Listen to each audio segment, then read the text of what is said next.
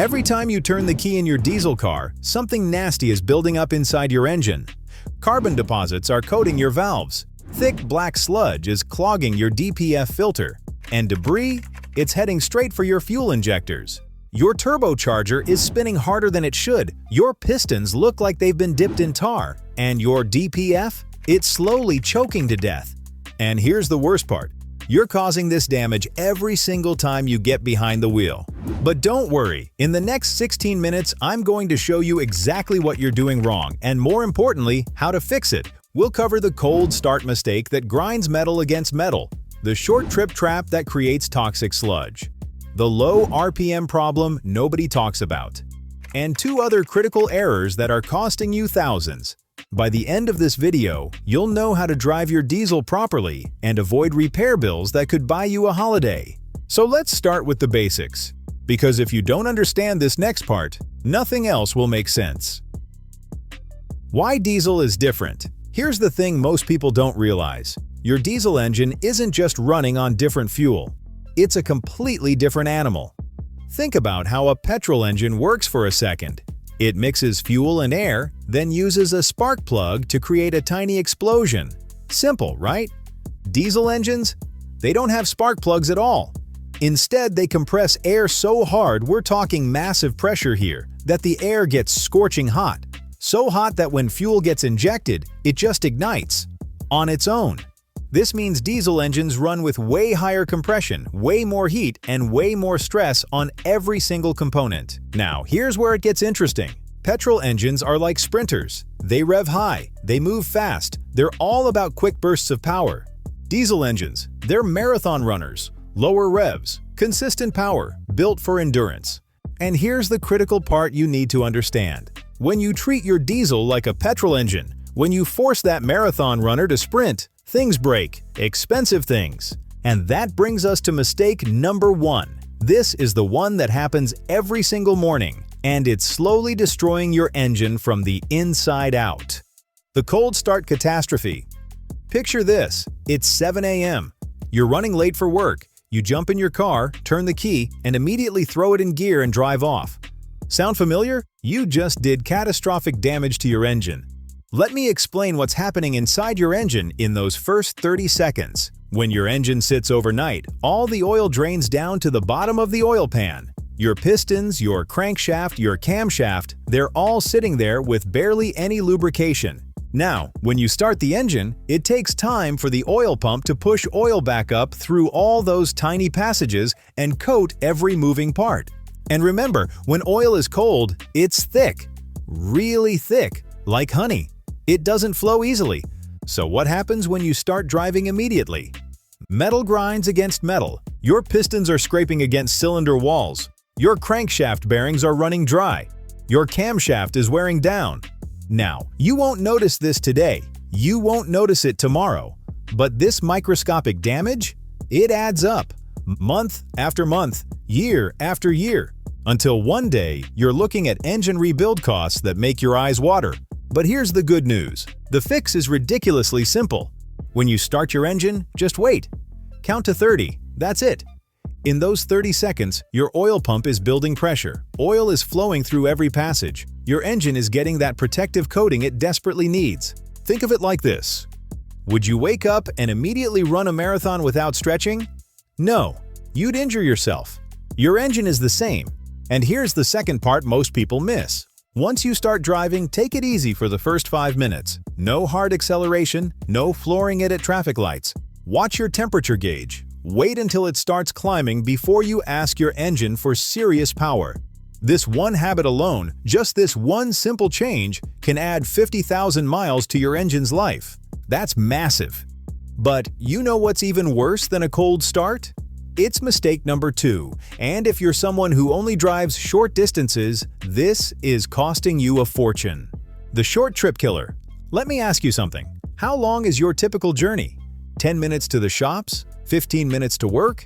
If you're nodding right now, I've got bad news for you. Every short trip you take is creating a toxic sludge inside your engine, and it's about to cost you thousands. Here's what's happening. Diesel engines are designed to run hot, really hot. They need to reach full operating temperature to work properly. But short trips, they never let your engine get there. You start up, drive for 10 minutes, arrive at your destination. Your engine's barely warmed up. You turn it off. During that short journey, your engine created moisture, water vapor. It's normal, it's just combustion byproducts. But here's the problem. If your engine reaches full temperature, that moisture evaporates and blows out the exhaust. Gone, no problem. But on short trips, that moisture never evaporates. It stays inside your engine. It mixes with fuel residue and soot. And it creates this. A black, tar-like substance that mechanics call sludge. And it's absolutely devastating. It clogs oil passages. It gums up your valves. It restricts flow everywhere. But there's something even worse that happens with short trips. Your DPF, your diesel particulate filter. This filter traps soot particles from your exhaust. It's legally required and it's expensive. Now, to keep working, your DPF needs to regenerate. That means it needs to get hot enough to burn off all the trapped soot. We're talking 600 degrees Celsius. Seriously hot. Short trips never generate that kind of heat. So what happens?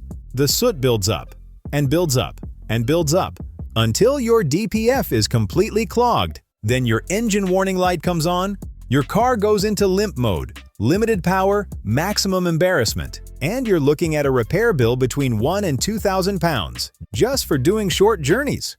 But don't panic, there's a solution. If you do a lot of short trips, you need to give your engine a proper workout at least once a week. Take it on a 20 to 30-minute motorway drive, get it up to speed, let it reach full operating temperature, let those revs climb a bit higher than usual. This is called an Italian tune-up, and it's exactly what your diesel needs. The high temperature burns off all that sludge. Your DPF regenerates properly. Everything gets cleaned out. Think of it as self-cleaning mode. Now, if you only ever do short trips, like genuinely never drive more than 15 minutes at a time, I'm going to be honest with you, a diesel probably isn't the right car for you. A petrol or hybrid would actually save you money in the long run. Diesels need to be driven properly to stay healthy, but if you can manage that weekly longer drive, you'll be fine. Which brings us to mistake number 3. And this is the most misunderstood problem in the diesel world. Everyone thinks they're doing the right thing, but they're actually making it worse. The low RPM mistake. Quick question. When you're driving, what RPM do you usually shift up at? 1,500? 2,000? Maybe even lower? Yeah, I thought so. Here's what you're thinking. Diesels make loads of torque at low revs, so I'll shift early and keep it under 2,000 RPM. Save fuel. Be economical. Right? Wrong. You're creating a carbon time bomb. Let me explain what's happening inside your engine when you constantly drive at low RPMs. Diesel combustion needs heat and pressure to work efficiently. When you're at really low RPMs, we're talking 1,200, 1,500 RPM, the combustion isn't complete. You're not burning all the fuel properly. And that unburned fuel, it turns into carbon. That carbon sticks to everything. Your intake valves get coated. Your pistons get covered. Your injectors start clogging. Over time, this carbon buildup chokes your engine. Your power drops. Your fuel economy, ironically, gets worse, not better. Your engine starts running rough. And eventually, you're looking at expensive cleaning procedures or even component replacements. Now here's what makes this so frustrating. You think you're being smart. You think you're saving fuel and protecting your engine by keeping revs low. But you're doing the exact opposite. So what should you do instead? Don't be afraid to rev your engine. I'm not saying redline it at every traffic light. I'm not saying drive it like you stole it. But once per journey, maybe when you're merging onto a motorway or overtaking, let those revs climb. Take it up to 3,000, 3,500 RPM. Let the engine breathe, let it work. At these higher RPMs, combustion is complete, the engine gets properly hot, and all that carbon buildup, it burns right off. It's like a self-cleaning cycle. Your engine is designed to do this. Modern diesels are built to rev. They have strong components. They can handle it. In fact, they need it. Think about it this way. If you've ever had a fireplace, you know that a low, smoldering fire creates lots of smoke and soot, but a hot, roaring fire burns clean. Your engine is exactly the same. After you've given your engine a proper workout, you'll notice something amazing. It runs smoother, Throttle response improves. Fuel economy actually gets better. Because a clean engine is an efficient engine, so stop babying your diesel. Use the rev range you paid for. Quick pause. If you're finding this helpful and you don't want to forget these tips, hit that subscribe button right now. I've got more diesel maintenance videos coming that'll save you thousands. Alright, let's talk about mistake number 4. The fuel tank danger. How often do you run your fuel tank down to the warning light? Be honest, every time you do that, you're introducing debris directly into your fuel system. Let me show you what's happening. Your fuel tank isn't just fuel. Over time, sediment settles at the bottom. Rust particles, dirt, water that's condensed inside the tank. It all sinks to the bottom and just sits there. Now, when your tank is full or even half full, your fuel pump is drawing from the clean fuel at the top. No problem. But when you run low, really low, your fuel pump is sucking up all that contaminated nastiness from the bottom. And where does that contaminated fuel go? Straight to your fuel injectors. Now, let me tell you something about diesel injectors. They are precision instruments. They operate at pressures up to 2000 bar. That's insane pressure. And to handle that, the tolerances inside an injector are incredibly tight. We're talking gaps smaller than a human hair. Even tiny particles you can't even see, can damage or clog these injectors. And once an injector fails, your engine runs rough, you get misfires, black smoke pours out, power drops dramatically, and the cost to fix it? 300 to 500 pounds per injector. And most cars have 4, some have 6. Do the math. Ouch! But here's the simple solution. Never let your tank drop below a quarter full. I know. You want to squeeze every last mile out of that tank. But trust me, it's not worth it. When you keep your tank above a quarter full, your fuel pump is always drawing from clean fuel. Plus, there's a bonus benefit. Your fuel pump is actually cooled by the fuel around it. When you run low, it overheats and wears out faster. Keep the tank topped up, and you're protecting your fuel pump too. My recommendation? Fill up when you hit the half-tank mark. And every 3,000 miles or so, add a bottle of quality fuel system cleaner. This dissolves deposits, cleans your injectors, and keeps everything flowing smoothly. It's cheap insurance against expensive repairs. Alright, we've covered 4 massive mistakes, but there's one more. And this one is the most overlooked because everyone assumes they're doing it right, but the manufacturer's advice is actually wrong for most drivers. The service interval trap. Open your service book right now. Go on, I'll wait. What does it say? Oil change every 12,000 miles? 15,000 miles? Maybe even longer? Here's the uncomfortable truth. That's way too long for most diesel drivers. Manufacturers set those intervals based on ideal conditions. Perfect roads, gentle driving, long motorway journeys, moderate temperatures. But is that your real-world driving? Probably not. Most of us drive in traffic. We do short trips, we sit in jams, we accelerate and brake constantly. And diesel engines? They produce more soot and contaminants than petrol engines. Your oil gets dirty faster, much faster. Dirty oil loses its protective properties. It can't lubricate properly, it can't carry heat away effectively.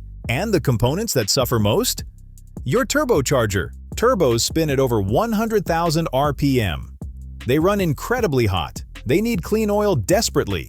Starve them of clean oil and they fail, catastrophically. And turbo replacements? We're talking 1,000 to 3,000 pounds. So what should you do instead? Change your oil every 6,000 to 8,000 miles. Yes, that's more often than the book says. Yes, it costs more in the short term, but it's insurance. Spend 100 pounds on an oil change or spend 3,000 pounds on a turbo replacement. Your choice. And when you do change your oil, use high-quality, fully synthetic oil that's specifically rated for diesel engines. Don't cheap out here, your engine will thank you.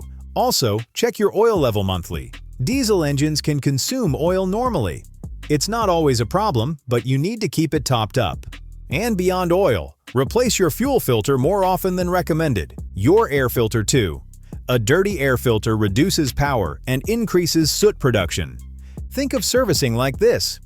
It's not an expense, it's an investment. You can spend a little now or spend thousands later. The choice has always been yours. Alright, let's bring this all together. You now know the 5 biggest mistakes diesel drivers make every single day. Number 1. You're starting your engine and driving off immediately. Give it 30 seconds. Let the oil circulate. Take it easy for the first 5 minutes. Number 2. You're only doing short trips. Once a week, take your diesel for a proper 20 to 30-minute drive. Let it reach full temperature. Let your DPF regenerate. Number 3. You're keeping revs too low all the time. Don't be afraid to use the rev range. Take it to 3,000 or 3,500 RPM occasionally. Burn off that carbon buildup. Number 4. You're running your fuel tank too low. Keep it above a quarter full. Protect those expensive injectors. And number 5. You're following the service book too strictly. Change your oil every 6,000 to 8,000 miles. Use quality products. Check levels monthly. None of these techniques are complicated. You don't need special tools. You don't need to be a mechanic. You just need to understand how your diesel engine works and treat it accordingly. Do this and you'll add years to your engine's life. You'll avoid repair bills that could pay for a holiday. Your diesel will run smoother, more powerfully, and more efficiently. And it all starts today, right now. So here's what I want you to do. Drop a comment below and let me know, which of these mistakes have you been making? Be honest, I'm genuinely curious. And if this video helped you, share it with someone else who drives a diesel. They'll thank you when they're not facing a massive repair bill. If you want more car maintenance tips that actually save you money, hit that subscribe button. I've got plenty more videos like this coming. Until next time, drive smart, look after your diesel, and I'll see you in the next one.